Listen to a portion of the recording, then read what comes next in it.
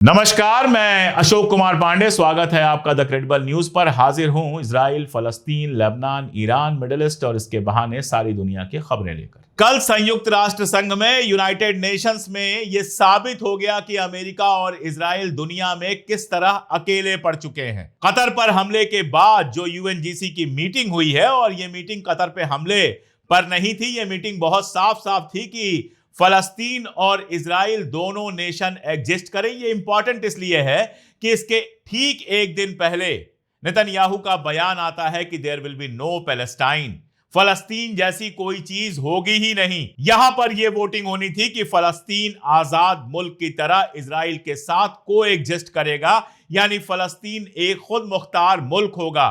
फलस्तीन का यह हक है कि वो आजाद हो और खुद मुख्तार हो। यह प्रस्ताव जो था वो फ्रांस और सऊदी अरबिया का था। इस पर हुई वोटिंग, और इस वोटिंग में 142 देश दुनिया के इस प्रस्ताव के साथ खड़े हुए, जिसको अब न्यूयॉर्क डिक्लेरेशन कहा जा रहा है। 142 मुल्क। और मेरे लिए खुशी की बात है कि भारत सरकार भले देश के अंदर गजा पर बात करने पर कितना भी बवाल मचता हो, देश के अंदर कोई गजा के नाम पर जुलूस निकालना चाहे तो उसका तमाशा बनता हो, लेकिन यूनाइटेड नेशन में बैठकर भारत सरकार ने गजा के, फलस्तीन के पक्ष में वोट दिया, फेवर में वोट दिया। भारत उन 142 मुल्कों में शामिल हुआ जिसने कहा कि फलस्तीन को एक खुद मुख्तार मुल्क बनना चाहिए और एग्जिस्ट करना चाहिए। इजराइल जो ये कहता है कि फलस्तीन जैसी कोई चीज नहीं है, फलस्तीन जैसी कोई चीज नहीं बनेगी, ये गलत है। और सबसे मजेदार बात यह है कि आप उन 12 नेशंस के नाम अगर पढ़ेंगे जिन्होंने इसके खिलाफ वोट दिया तो आपको हंसी आएगी। 4 मुल्क तो सपने में भी कोई मुझसे पूछता तो मैं कह देता कि ये चारों तो खिलाफ होंगे ही। यूनाइटेड स्टेट्स यानी अमेरिका, इजराइल, अर्जेंटीना और हंगरी, इन चारों मुल्कों के बारे में तो हम जानते ही हैं। अमेरिका तो कई बार लगता है कि इजराइल का गुलाम है, उस पर आगे बात करेंगे। इजराइल तो अपने खिलाफ कैसे ही बोलता। हंगरी और अर्जेंटीना के बारे में भी यही सच है। लेकिन इसके अलावा जो मुल्क हैं उनमें से कुछ के नाम सुन लीजिए और उसके बाद आप हंसिए। माइक्रोनेशिया नाम का कोई मुल्क है, नवारू नाम का कोई मुल्क है, पलाऊ नाम का कोई मुल्क है, टोंगा तो नाम सुना हुआ है मेरा, और न्यू पापुआ गिनिया, इसका भी नाम सुना हुआ है। इस तरह के छोटे छोटे मुल्क जो पूरी तरह से अमेरिका के गुलाम जैसे मुल्क हैं, जो अमेरिकी पैसों पर पलने वाले मुल्क हैं, इनके अलावा किसी देश ने इजराइल का साथ नहीं दिया। जो बात मैं बार बार आपसे कहता हूं कि दुनिया में डर की वजह से या पैसे के लालच की वजह से भले इजराइल के साथ कुछ लोग दिखाई देते हों, लेकिन पूरी दुनिया में इजराइल और अमेरिका लगातार अकेले पड़ते जा रहे हैं। ये वोटिंग इस बात को बिल्कुल क्लियर बताती है। इसके बाद मैं आपको दिखाता हूं एक विजुअल, और फिर होगी आगे बात। ये विजुअल जो है ये दोहा की सड़कों का है। दोहा की जो आवाम है, कतर की आवाम है, वो सड़कों पर आई है इजराइल के खिलाफ, और जबरदस्त प्रदर्शन हो रहा है। जो बात मैं बार बार कहता हूं कि हुक्मरानों की भले इजराइल के साथ साठ गांठ हो, लेकिन अरब जो जनता है, अरब अवाम है, उसका बड़ा हिस्सा इजराइल के सीधे सीधे खिलाफ हो चुका है, और वो किसी भी हालत में इस बात को बर्दाश्त करने के लिए तैयार नहीं है कि उसके हुक्मरान इजराइल के साथ पींगे बढ़ाएं। ये उस बात का सबूत है। कतर के अंदर जनता सड़क पर है, और जनता सड़क पर है इजराइल के खिलाफ, और इसी का असर है कि इजरायली हमले के बाद अरब वर्ल्ड का बड़ा हिस्सा, चाहे वो सऊदी अरबिया हो, चाहे वो यूएई हो, चाहे वो कतर हो, यहां तक कि जॉर्डन हो, ईरान की बात तो आप छोड़ ही दीजिए, चाहे वो टर्की क्यों ना हो, जो उस तरह से अरब वर्ल्ड का हिस्सा नहीं है लेकिन है भी, ये सब लगातार पूरी कड़ाई के साथ इजराइल की मजम्मत कर रहे हैं और इजराइल के खिलाफ कुछ ना कुछ करेंगे, ऐसा माहौल बना रहे हैं। करेंगे कि नहीं करेंगे मुझे नहीं पता। बहुत सारी बातें हमें पता नहीं चलती हैं, बाद में पता चलती हैं। इजिप्ट से यह बयान आया है कि पहले इजराइल का प्लान यही था कि कैरो में जिस समय हमास के लीडर्स इकट्ठा हुए थे उनको मार दिया जाए। इजिप्ट की जो इंटेलिजेंस है उसको यह पता चला, और उसने इजराइल के सामने क्लियर किया कि यह रेड लाइन है। अगर आपने इजिप्ट के अंदर कोई हमला किया, इसका सीधा मतलब है कि आप इजिप्ट के खिलाफ जंग छेड़ रहे हैं और इजिप्ट जंग में शामिल हो जाएगा। सीधी लड़ाई होगी इजराइल के साथ। इसके बाद इजराइल ने अपना प्लान कैंसिल किया और अगली कोशिश दोहा में की, जो बुरी तरह से नाकामयाब हुई है।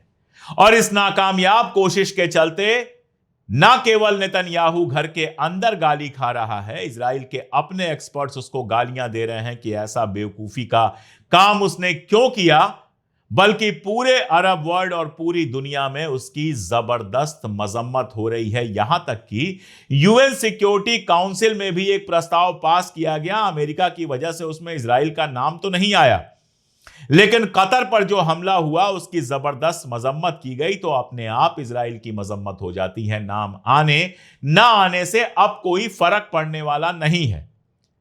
सऊदी अरबिया के जो विदेश मंत्री हैं, उनसे किसी पत्रकार ने पूछ लिया कि क्या फलस्तीन के लोगों के माइग्रेशन की जो बात चल रही है, आप सोचिए नीचता की हद है, वॉलंटरी माइग्रेशन कहा जाता है, यानी अपने मन से बाहर चला जाए। अरे गजा का एक आदमी अपने मन से बाहर जाने को तैयार नहीं है। तो यह सवाल जब सऊदी अरबिया के फॉरेन मिनिस्टर से पूछा गया, तो जिस गुस्से के साथ उन्होंने जवाब दिया है, जिस गुस्से से उन्होंने कहा है कि गजा का एक भी आदमी, फलस्तीन का एक भी आदमी बाहर नहीं जाना चाहता, फलस्तीन की जमीन पर फलस्तीनियों का हक है, आप उनके माइग्रेशन की बात कैसे करते हैं, यह गुस्सा मुझे काफी दिनों से दिखाई नहीं दिया था। बात होती थी, बयानात आते थे, लेकिन यह गुस्सा, यह चिढ़ दिखाई नहीं देती थी। आज अरब वर्ल्ड इस बात को बहुत कायदे से समझ चुका है कि जिस कतर के अंदर आर्मी बेस सबसे बड़ा है अमेरिका का, उस कतर पर अगर यह हमला हो सकता है, यह हमला हुआ और अमेरिका के रडार्स उस समय स्विच ऑफ हो गए, जो एयर डिफेंस के सारे सिस्टम हैं वो स्विच ऑफ हो गए, किसी को पता ही नहीं चला। अगर यह हमला कतर पे हो सकता है तो किसी भी अरब मुल्क पे हो सकता है। कतर के प्रधानमंत्री भी बेहद गुस्से में दिखाई दे रहे हैं। संयुक्त राष्ट्र संघ के अंदर जब इजराइल के जो प्रतिनिधि हैं उसने हमला किया, तो कतर से ज्यादा गुस्से में तो इजिप्ट के रिप्रेजेंटेटिव ने जवाब दिया, और उसके बाद दोनों ने जिस तरह से हाथ मिलाया, उससे बहुत साफ नजर आता है कि इजराइल के खिलाफ पूरा अरब जगत धीरे धीरे एक हो रहा है। और अमेरिका भी इसमें कुछ बहुत चाह के कर नहीं पा रहा है। अमेरिका के भी जो बयान हैं, एक तो यह नैरेटिव फैलाया जा रहा है कि ट्रंप बहुत नाराज हैं, बेकार की बात है। दुनिया के सारे एक्सपर्ट कह दें कि ट्रंप नाराज हैं, मैं इस बात को नहीं मानने वाला। अब ट्रंप सिर्फ और सिर्फ नौटंकी कर रहा है। मतलब खबर यह चलाई जा रही है कि ट्रंप कह रहा है कि ऐसा लगता है कि जब भी समझौते की बात होती है, सीज फायर की बात होती है, नेतन्याहू कहीं बम गिराने लगता है। यह बात आज समझ में आई है। साल भर से यह नाटक चल रहा है, और यह बात तो जब पिछला बाइडेन था, उसके जमाने का जो रिप्रेजेंटेटिव था, वो भी पब्लिक में आके कह चुका है कि हम जानते थे और हम इस बात को मानते थे कि जब भी सीज फायर की कोशिश हुई तो उसको बर्बाद करने का काम सिर्फ और सिर्फ नेतन्याहू ने कहा। और यह बात सारी दुनिया जानती है, ट्रंप को पता नहीं है। बेवकूफ बनाया जा रहा है दुनिया को, और साथ में अरब देश नाराज ना हो, क्योंकि अरब देशों की भी जरूरत अमेरिका को है। यह सच है, यह सच है कि अरब देशों ने अपना वर्तमान, अपना भविष्य, अपना मुस्तकबिल सब अमेरिका के पास गिरवी रख दिया है। लेकिन दूसरा सच यह भी है कि अरब देशों के बिना अमेरिका का काम चलने वाला नहीं है। इजराइल एक ऐसा मुल्क है जिसके पास ना तो अपना कोई नेचुरल रिसोर्स है और ना ही कुछ ऐसा है जिससे वो अमेरिका की कोई मदद कर सके। इजराइल को तो लगातार अपने गरीबों का पैसा छीन छीन के ट्रंप पहुंचा रहा है, जिससे इजराइल शान से रह रहा है। और अब कंडीशन यह है कि गजा में जो ऑयल और गैस के रिजर्व हैं उनको बेचने की कोशिश कर रहा है।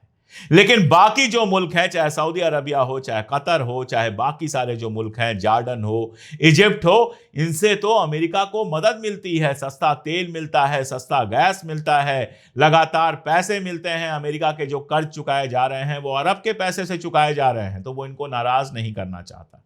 इसीलिए इस समय उसने अपनी इमेज ऐसी बनाने की कोशिश की है, नैरेटिव ये चलाने की कोशिश की है कि मैं तो नेतन्याहू से नाराज हूं ना, तो बस एक काम करो, नेतन्याहू को जो हर महीने हर हफ्ते पैसे और हथियार भेज रहे हो वो बंद कर दो।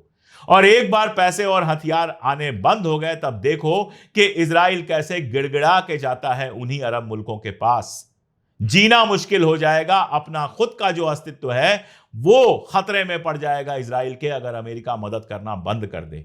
और जब तक उसको हथियार और पैसे भेज रहे हो, ये नाटक मत करो कि तुम इजराइल से नाराज हो। तुम कतई नहीं नाराज हो। मैं पहले भी कह चुका हूं और बार बार कहूंगा, चाहे जो हो जाए, कि गजा के बच्चों का जो लहू है वो जितना नेतन्याहू के आस्तीन पर है उतना ही ट्रंप के आस्तीन पर है।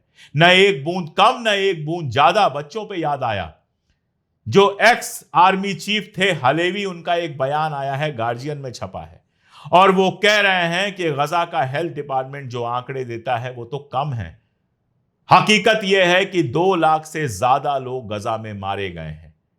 गजा में 2 लाख से ज्यादा लोग मारे गए हैं, और तुम ये मानने को तैयार नहीं हो कि वहां जेनोसाइड हो रहा है, और नाटक कर रहे हो कि तुम नेतन्याहू से नाराज हो। तुम कतई नहीं नाराज हो। You are partners in crime. तुम अपराध में साथ में शामिल हो। कभी अगर दुनिया में न्याय हुआ, हक की बात हुई, तो तुम दोनों की एक ही जगह है, हेग के अंदर जो इंटरनेशनल जेल है। तुम दोनों को उसी जेल में होना चाहिए। तुम दोनों सिर्फ और सिर्फ वही डिजर्व करते हो। तमाशा दुनिया में कैसे फैलाया जाता है, एक एग्जाम्पल देता हूं। एक चार्ली कर्क नाम का आदमी मारा गया। यंग लड़का था और कंजर्वेटिव था, राइटिस्ट था, मुसलमानों के खिलाफ, काले लोगों के खिलाफ, अश्वेतों के खिलाफ, हिंदुस्तानियों के खिलाफ, सबके खिलाफ बोलता रहता था। किसी जमाने में ट्रंप का बहुत करीबी था, और ट्रंप को राष्ट्रपति बनवाने के लिए मागा जो चला था, मेक अमेरिका ग्रेट अगेन, उसमें उसका बहुत इंपॉर्टेंट रोल था। अभी 4 दिन पहले उसको गोली मार दी गई। कई लोगों ने मुझसे कहा कि आपने उस पर क्यों नहीं बोला। मैं खामोश था क्योंकि मैं देखना चाहता था कि फाइनली होता क्या है। जिस दिन उसको गोली मारी गई, उसी टाइम से नेतन्याहू ने यह माहौल बनाने की कोशिश की कि अरबों ने उसको मारा है, मुसलमानों ने उसको मारा है।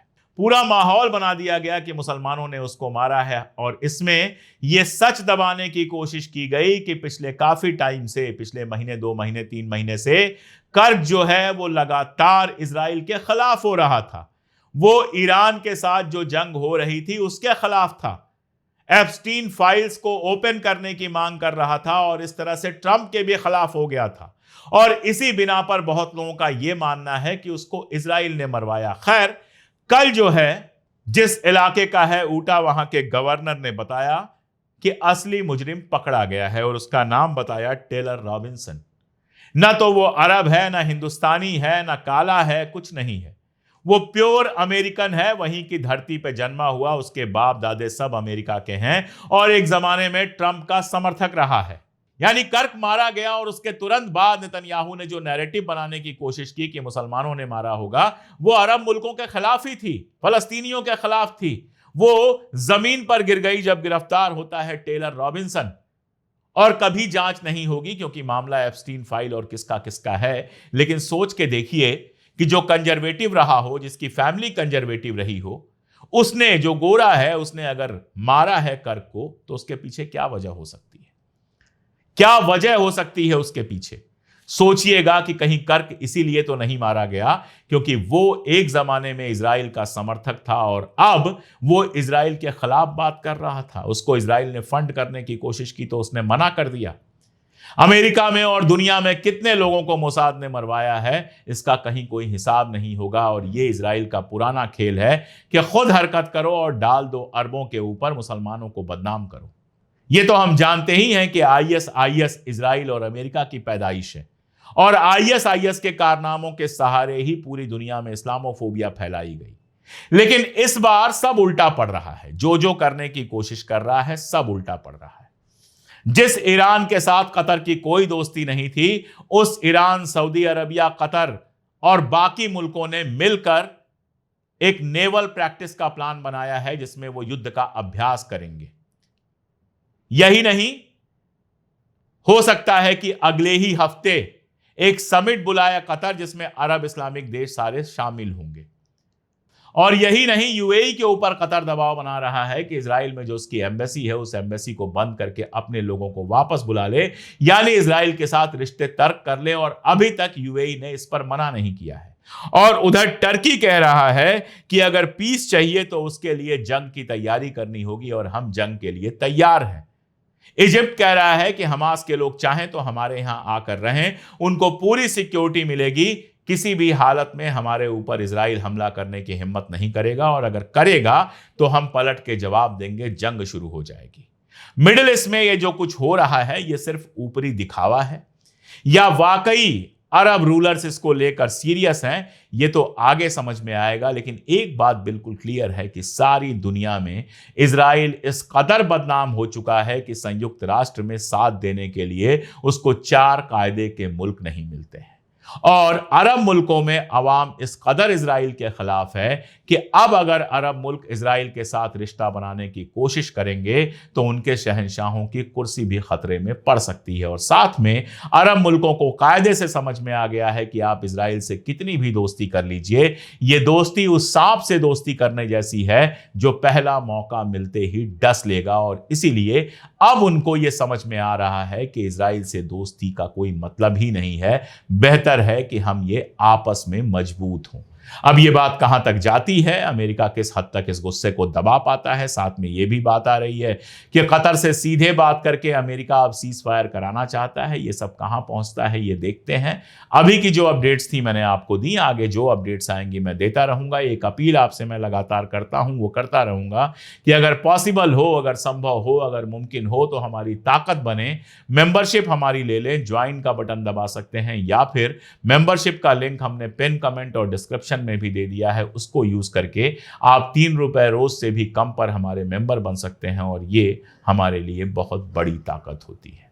साथ आइए हमारे, ताकि हम हक की बात पूरी ताकत के साथ लगातार कह सकें। आज के लिए इतना ही, बहुत शुक्रिया।